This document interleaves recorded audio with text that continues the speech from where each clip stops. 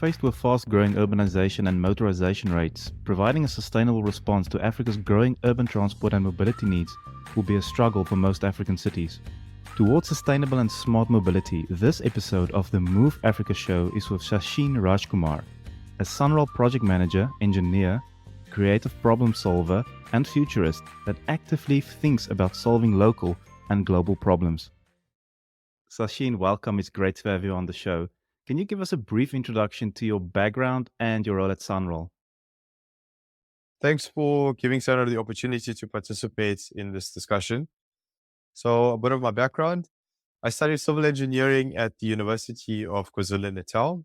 I was a SANRAL bursary holder, and then SANRAL employed me after I graduated.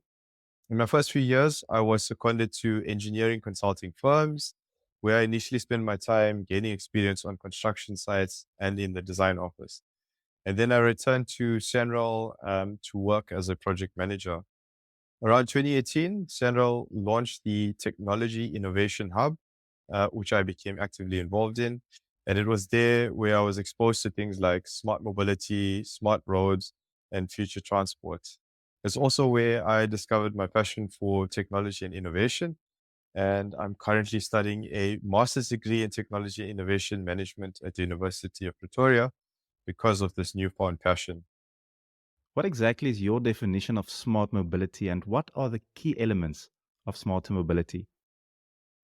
I like the definition of smart mobility defined by Deloitte, which is reducing congestion and fostering faster, greener, and cheaper transportation option. Essentially, smarter mobility is rethinking the way in which we move people and goods. What are some of the key elements of smart mobility? It should be integrated as a multimodal transport system.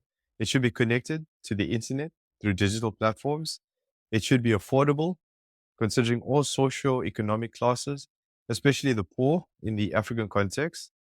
It should be inclusive by ensuring access to mobility for everyone, regardless of their location, destination, social class, race, gender, age, disability, creed, etc.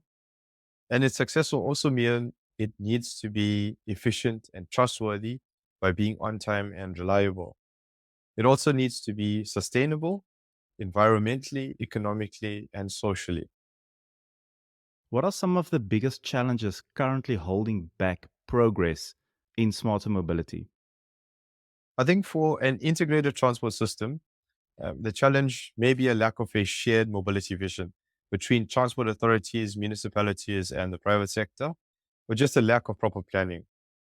For a connected future, data will be the fuel. And this is a challenge because data is still very expensive and there's still a digital divide, meaning access is granted only for those who can afford. For affordability, we need to acknowledge that South Africa has a very high unemployment and poverty rate. Statistically, the global benchmark for how much a person from a developing country should spend on public transport is about 10% of the commuter's income. In South African metros, this figure sits as high as 50.4%, which means that some commuters are spending more than half of their income on transport.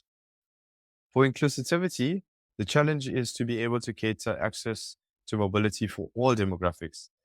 For example, some solutions exclude people in wheelchairs. What about the mobility for babies and young children? If you own a private car, you could buy a baby seat. But if you use public transport, there's probably no baby seats. So parents will have to carry their children on their laps. For sustainability, the challenge is addressing what is not sustainable. From an environmental perspective, emissions from the transport sector account for about 10.8% of South Africa's total greenhouse gas emissions. And we also acknowledge that the road transport sector is responsible for 91.2% of these emissions. Petrol and diesel cars produce these emissions, and many people believe that these emissions are also linked to global warming and climate change, which may be the reason why we are seeing more frequent natural disasters like the excessive flooding events in KZN. Now, petrol and diesel vehicles are powered by fossil fuels, which means they are non renewable. which also means at some point in the future, they will run out. And as we deplete the remaining reserves and the demand becomes more than the supply, the price of these fossil fuels start to increase. And I believe we all felt the effects of the price increases of petrol and diesel in the last year. So reliance on fossil fuels is not economically sustainable. From an economic and social perspective, when we have the problem of congestion or too many cars on the road at one time, the solution used by a road authority is typically to add more lanes and build bigger and crazier interchanges. And these we know are usually very expensive projects that take a relatively long time to construct. And for us, space is limited too. This is because while we know roads have the ability to unlock developments, when the development actually occurs close to our national roads and eventually densifies, we're usually left with very limited space to widen our roads and interchanges in the future. So that's no longer sustainable. We also acknowledge that the lifeblood of our country could be linked to the freight industry for the mobility of goods. But the challenge here, however, is a continued and increased reliance on roads as a primary mode of freight transport. Because more trucks on the roads results in more frequent road maintenance, and it also increases the probability of serious to fatal crashes. Transportation is also a system of systems. So sometimes we may be solving a symptom of a problem and not the root cause. For example, in the transport industry, we could define the problem of too many tailpipe emissions being due to too many petrol and diesel cars on our road, for which electric vehicles powered by renewable energy are a feasible solution. But have you asked the question, why are there so many cars on the road?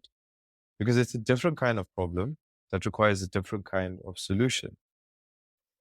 And lastly, I believe the big impact is how we view change, especially our leaders in our organization, both in public and private sector. And I believe there are three negative ways in which they could view change. Firstly, we are ignorant about change. This is when we don't know what's actually going on around us. For example, the impact of disruptive technologies like Uber and Bolt for the mobility of people, or Checkers 6060 and Willys Dash for the mobility of goods. Secondly, we are resistant to change. This is when we're just holding on to the current status quo, either because we're unable to let go of how we've always done things in the past, or we're just so scared of change that we simply resist it. For example, automation and autonomous vehicles. Some of us may fear jumping in a vehicle with no driver, and so we won't. While others resist this type of technology because we have a high unemployment rate, and we say we're not going to just replace thousands of taxi and truck drivers with cars that can drive themselves. It is a very valid point, but in answering your question, it does hold back progress. And thirdly, it's slowness to change.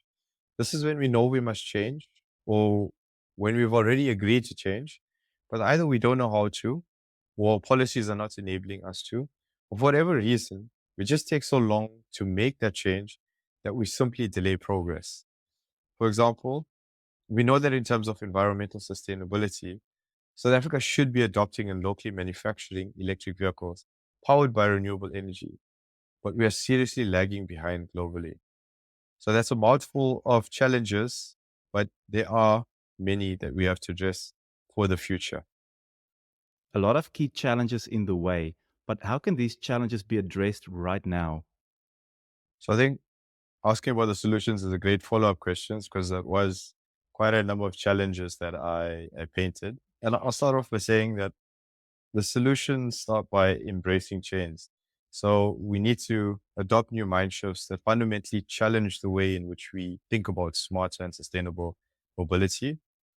Here to create an integrated transport system, we should be thinking about the mobility of people and goods instead of the mobility of just passenger cars and freight trucks. It also means we need to think about a user's entire journey, which includes the first and last miles. For connected mobility, I believe we need to narrow that digital divide by providing access to free Wi-Fi for the purpose of mobility, or by creating data-free apps. For the mobility to be affordable, we need to think of new business models. I think if we look at technology, its effect and how it's disrupted other business models with subscription services, for example, like Netflix, paying a relatively small monthly subscription for access to mobility, maybe one such option with significant potential. And here the concept is known as mobility as a service. For mobility to be inclusive, we need to identify our demographics well and really understand their travel patterns so that we can provide them with access to mobility that they require and they desire. For sustainability, on the one hand, we need to transition to vehicles powered by sustainable energy, like electric vehicles powered by solar energy. And we do have supports. Currently, National Department of Transport's Green Transport Strategy 2018 to 2050, and the Department of Trade and Industry's Auto Green Paper. But on the other hand, we need to also implement solutions to reduce the number of low occupancy vehicles on the road. For example, by making high occupancy vehicles or public transport more attractive. And also by providing infrastructure to support walking, cycling, and micromobility. And here, SANRAL is busy with its draft smart mobility strategy that incorporates these initiatives. Also, the Gauteng Department of Roads and Transport has come out with its Smart Mobility Vision 2030, and they have the objective of growing Gauteng through smarter mobility. To ensure that we are solving the root cause and not just the symptoms of the problem in our transport system, we need to spend a lot more time defining our mobility problem using systems thinking approach. And here, I'd like to reference a quote by Einstein, where he said, "If I had an hour to solve a problem, I spend 55 minutes thinking about the problem and 5 minutes thinking about the solution." So it's just a light bulb moment to say how much of time we should be spending thinking about the problem and not on the solution. And lastly, I believe we really need forward thinking, bold leadership to create learning organizations with a thirst for knowledge of the rapidly changing social and technological environments, to be adaptable by embracing and encouraging and being open to innovation and change, and to move with agility when we agree to change. Can you share some innovative thinking and projects currently underway at SANRAL? So SANRAL's current long-term strategy, Horizon 2030, is quite forward-thinking, and it looks to embrace technology and innovation. And through Horizon 2030, SANRAL launched a few key initiatives. The first is a technical innovation hub. We've also launched a research and innovation program and Engineering 4.0, which is in collaboration with the University of Pretoria and the CSIR. Now, these initiatives help SANRAL to stay up to date with emerging technology trends, and also helps us focus on research on smart transport, future cities, and infrastructure. Some of the key projects that we are busy with, SANRAL launched its app a few years ago to allow toll road users to top up their accounts using their phones. Now we're looking to add value-added services like facilitating cashless payment for public parking through the app. Another value-added service is account-based ticketing, which is a single ticketing system for all various public transport types, including trains and buses. SANRAL is also interested in supporting electric vehicles, and we have a pilot project whereby we intend to install a few fast chargers along our busiest corridor on the N3 between Durban and Johannesburg. In terms of future transport, SANRAL is considering the development of a test track for research on autonomous vehicles. SANRAL is also currently participating in a number of local and international committees, including National Department of Transport's National Autonomous Vehicles Working Group, looking at the policy and regulation of autonomous vehicles, as well as PIARC, or the World Road Association Task Force, dealing with new forms of mobility. And lastly, SANRAL is also running a road transport foresight project, whereby we held a series of imminent thinker webinars, industry workshops, and surveys. So there's a lot going on at SANRAL with respect to innovative thinking and future thinking. It's very inspiring to learn about all these initiatives. But to make these projects come to life, how important is collaboration between industry players in the public and private sectors? That's a really good question. And I'd like to answer the question with a quote, starting with a quote rather. It's an African proverb. If you want to go fast, go alone. If you want to go far, go together. Now we're talking about building the future. So I believe collaboration is essential. In order to enable more collaboration, I believe we need to have a shared vision of that future. And then we must work together by sharing our knowledge and resources and defining and solving our problems and planning and coordinating our projects. On behavioral change, how can actual behavioral change happen? It's not easy. I think behavioral change is one of the most difficult things we can try to change, but there are a few options that we have. The first is with legislation and enforcement. This is kind of a negative consequence. For example, you have traffic congestion charges to reduce the number of vehicles on the road during peak periods. On the converse, we could incentivize, which is a positive consequence. For example, if you want to improve driver behavior, you could offer rewards. Vehicle insurance companies do this quite often, where they offer incentives for better drivers, which results in fewer crashes, injuries, deaths, and ultimately for them, less claims. And I think the last way we can enable behavioral change is by creating an enabling environment. For example, if we as road authorities provide well-designed infrastructure that attracts more people to walk and cycle or use micromobility devices in preference of their large passenger cars on the road, we will enable that. If we only build roads, we're only going to get cars. What fresh thinking and new ideas are currently in progress to keep cities accessible without compromising residents' quality of life and the environment? So there are currently some really bold and interesting concepts that have emerged and even started construction, whereby future cities are being completely redesigned using a blank canvas. I'm just going to talk about two examples. The first is in France, 15-minute cities. So this is a residential urban concept in which you would be able to get most of your daily necessities by either walking or cycling from your home, not more than 15 minutes away. And the second is in Saudi Arabia, NEO, called the Lion, which is a smart linear city designed to have no cars, streets, or carbon emissions. It's 170 kilometers long, 200-meter wide city that provides access to all your basic amenities in less than 5 minutes away from your apartment. Wow. What emerging technologies do you see disrupting the industry and cities?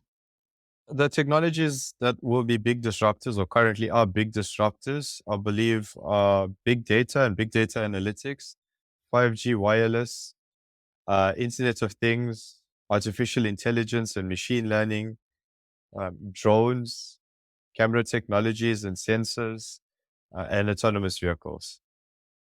Sachin, when and how do you see these new technologies impacting our daily lives here in South Africa and Africa?